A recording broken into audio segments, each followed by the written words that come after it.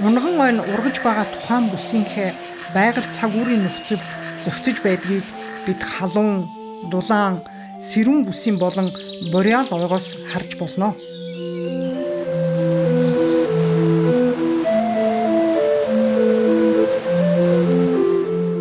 Ой мод ч мөн тухайн бүсэд унаж байгаа хурд үндэсний хэмжээ, вегетацийн үе, цасан бүрхүүлийн зузаантай зохицсон байдаг.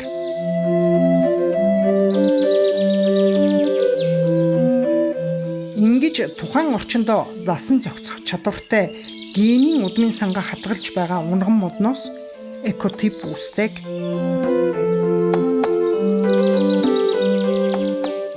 Мэргэжлийн ойчид экотипт өндөр ач холбогдол өгдөг юм. Хамгийн тохиромжтой экотипийг ирж хайж олоод ойг нөхөн сэргээх зорилгоор нөхөн үржихэн материал бэлтгэхэд ашигладаг. Экотипээс мод бэлтгэлд ашиглахдаа их биеийн яргүй, өндөр титэмтэй, нарийн мөчөртэй гэх мэтэр сонголт хийдэг.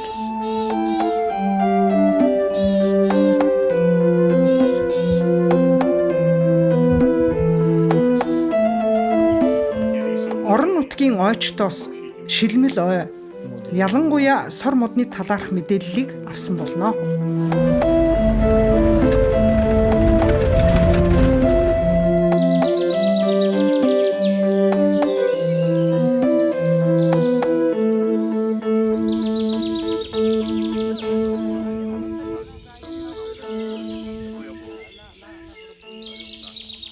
Сонгогдсон ой эсвэл сонгогдсон модны шинж чанарыг тусгайлан бэлтгэсэн маягтад бөглөнө.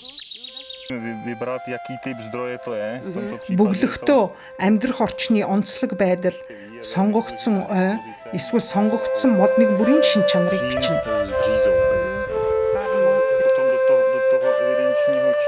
Тодорхойлолт хийх дараагийн алхам нь GPS тоон системийн байршлыг тогтооно.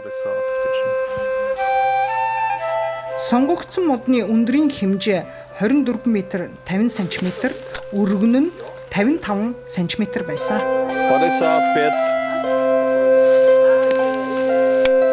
Өсөлтийн ойн болон өсөлтийн модны насжилтыг тогтоохдоо өрөмд нь дээж авч, ургаж буй орчныг нь тодорхойлж, анх навчилснаас хойш их биений урт, навчны хүчийг тодорхойлох нь чухал байдаг. Зүсэлт хийж авсан дээжний цагиргаас үзвэл уг шинсний насжилт 170 жил байна. Сонгогдсон ой эсвэл сонгогдсон модонд тэмдэглэгээ хийн.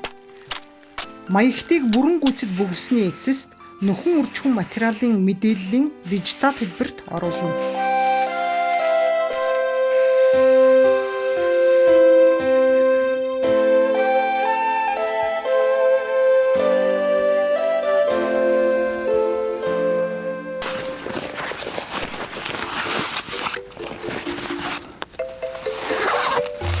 Тодорхойлолт хийсэн шилмэл ой эсвэл шилмэл модноос үр бэлтгэх боргоцой түүх, мөчрөөр залгаж үржүүлэх тохиолдолд модны титэмд авирахтаа болж игэл модыг гэмтээлгүй авирах арга техникийг эзэмших нь чухал.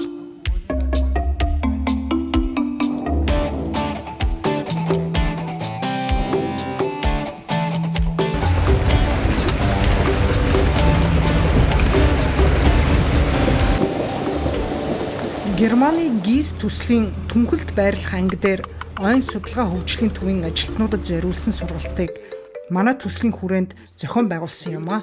Модны титэмд авирах сэдвээр Монгол улсад анх удаа сургалт зохион байгуулагдсан нь энэ болно. Сургалтанд оролцсон хүн бүрд авирах зааварчилгааг тоног хэрэгслийн хамт өгсөн. Дараа нь модны титэмд авирах сургалтыг газар дээр нь шууд эхлүүлсэн.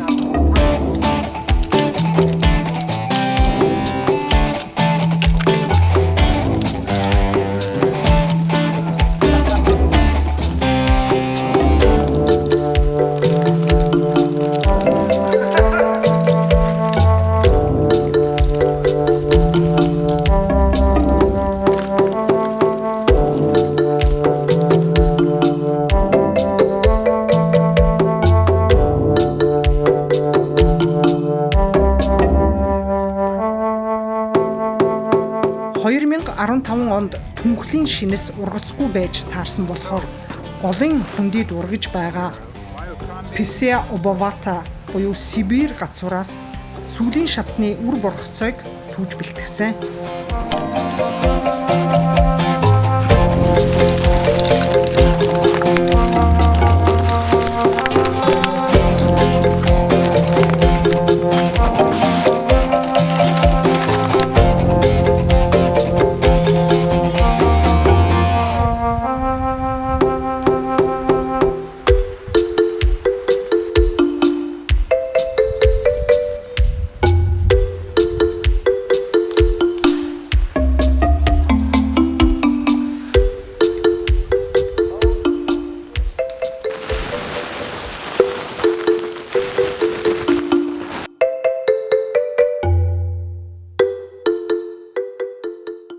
Шинэстэй харьцуулахад гацуур модны үрийн жил таарсан тул сургалтын сүүлийн өдөр 300 хил үр боргоцой түүсэн.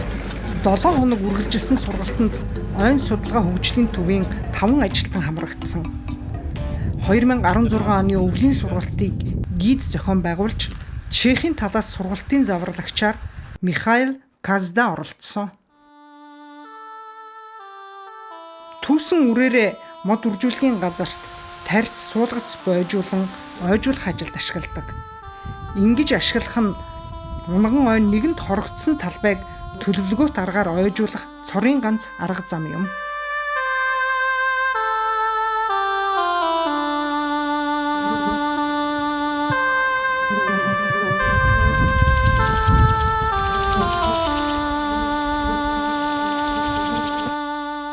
Цөөхөн хэдий ч унган мод нь үлдсэн талбайд байгалийн өөрийн аясаар нөхөн сэргэх боломж харьцангуй их байдаг. Ой нөхөн сэргэснээр ан амьтан ургамал дагаж сэргдэг. Ойг ямар замаар, ямар нөхцөлд, ямар бүрэлдэхүүнтэй нөхөн сэргэх нөхцөлийг Монгол орны ой ландшафтыг хөгжүүлэх төлөвлөгөөнд тодорхой тусгаж өгдөг.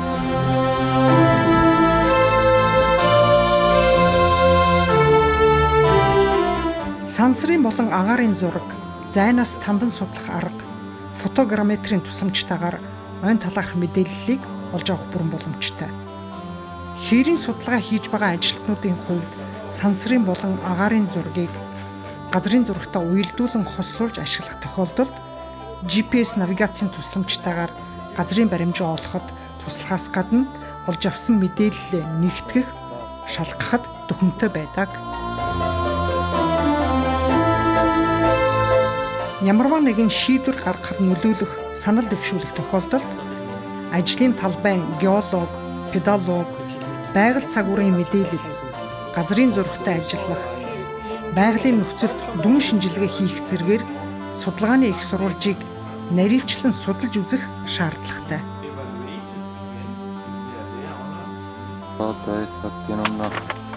Амьдрах орчинд заавал судалгаа хийсний эцэст дүн шинжилгээ хийнэ. Ангиас гадуур хээрийн судалгааны ажил явуулахдаа шаардлагадах тоног төхөөрөмжөөс гадна дэлгэрэнгүй газрын зураг, шинчлэгдсэн сансрын зургийг авч явна.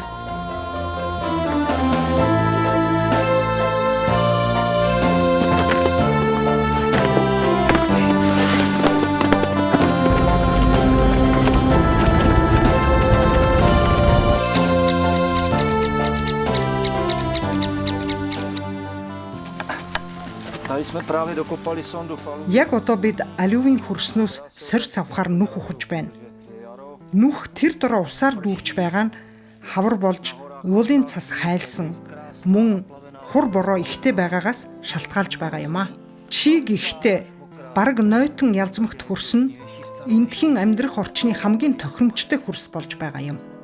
Хэвтэй шугамын дээд талаас дээж авахад нүүрс шиг хар өнгөтэй байсан бол доод талын давхарга нь илсэрхэг, цайвартуу өнгөтэй байх жишээтэй.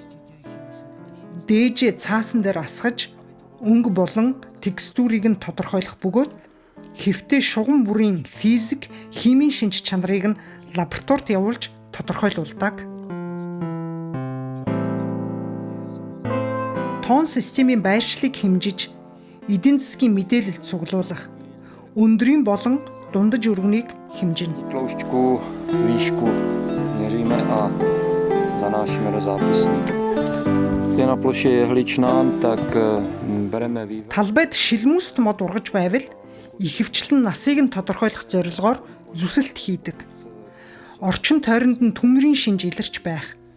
Модны их биеинд төмөрт шатсан сорив байх тохиолдолд зүсэлтээс төмрийн мэдээлэл олж авахыг хичээдэг.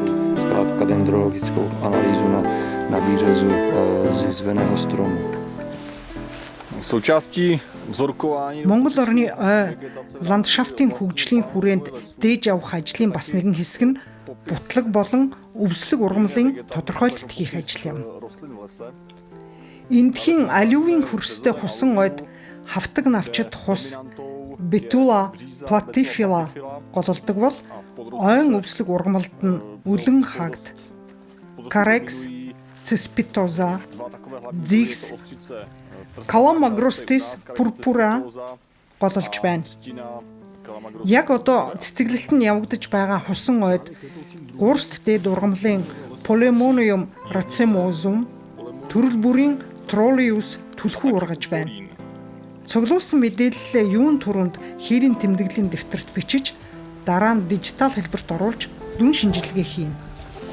Хавар зундаа битүү цэцгэн хурцлагатай энэ ойн ургамал судлаач, типологч буюу хэв шинж судлаач нарын хувьд мэрэгжлийн диваажин гэж хэлэхэд хэлсдэхгүй. Зарим нэг төрлийн цэцгнээс харахвал эндхийн хөрс шимт хижээлэр баялаг гэдэг нь харагдаж байна.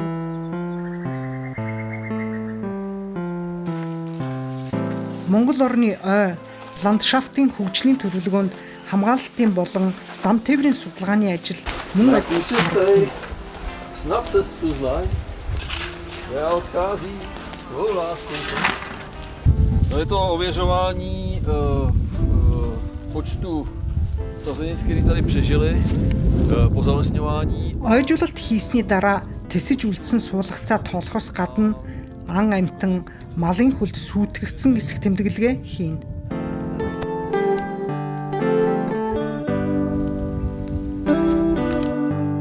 Ойжуулалт амжилттай болох эсхийг өвөл эхлэхээс өмнө мэдэх нь чухал. Хэдийгээр анхны цас унсан ч зам тээврийн судалгаа хийхээр бид гарч байна.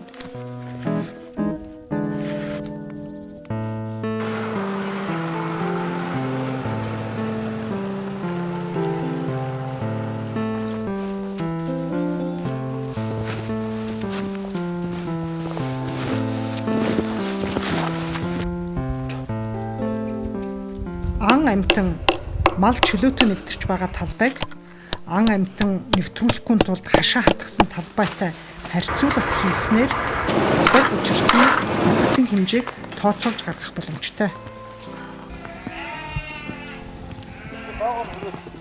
Төлөвлөгөө боловсруулахдаа тухайн талбайд нөлөөлж байгаа байгалийн сөрөг хүчин зүйлүүд болох мал бэлчээх, цасан бүрхүүлийн нөлөө, ашигт малтамлын олборлолт, нөхөн сэргэлт хийхэн олборлолт явуулах, ортон шавж, ойн төмрийн талаарх мэдээллийг заавал оруулах шаардлагатай.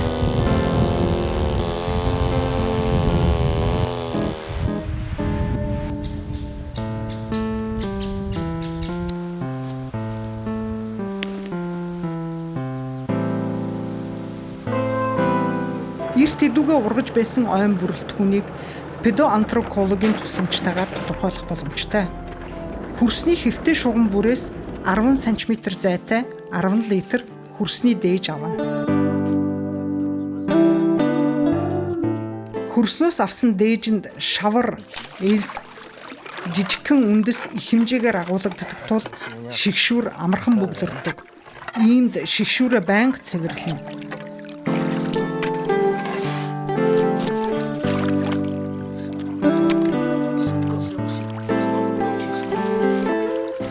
Pedoantrakologie je dostání dřevěného uhlí, které je v Олон мянган жилийн туршид хөрсөн дагуулгадж байгаа шатсан модны нүүрснээс тухайн үеийн ойн бүрэлдэхүүн шатсан хугацааг тогтоодог шинжлэх ухааныг педоантракологи гэж нэрлэдэг.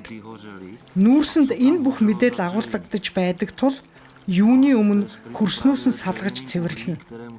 Цэвэрлэх арга нь гар аргаар алт угаахтай төстэй бөгөөд олон цагаар хүйтэн усанд зогсож дээжээ угаадаг. Угаасан дээжээ дараа нь хатаана. Хатсан дээжинсээ тохирсныг нь авч 2 дахь удаага бүх процессыг давтан үйлдэнэ.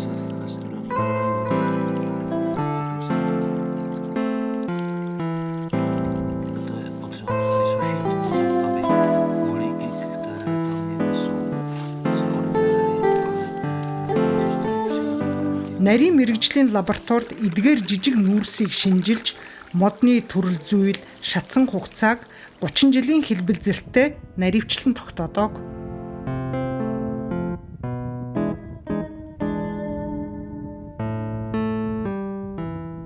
Төслийн ажлын үр дүн нь вегетацийн бүсчлэлийн концепт боловсруулах, мэдээлэл цуглуулж боловсруулах арга зүй, газрын зурагт орсон ажлын талбайд ойн тогтвортой менежмент явуулах, ойн нэгдэл хоршоодод ангиллын тогтолцоо бий болгосон явдал юм а.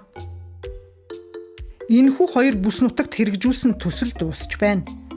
Монгол улсын ойн хуулийн ойн модны генийн сантай холбогдох хэсэгт засвар оруулж, Монгол орны ой ландшафтыг хөгжүүлэх төлөвлөгөөг Монгол орны вегетацийн бүснийг бүрээр боловсруулах нь зүйтэй болов уу?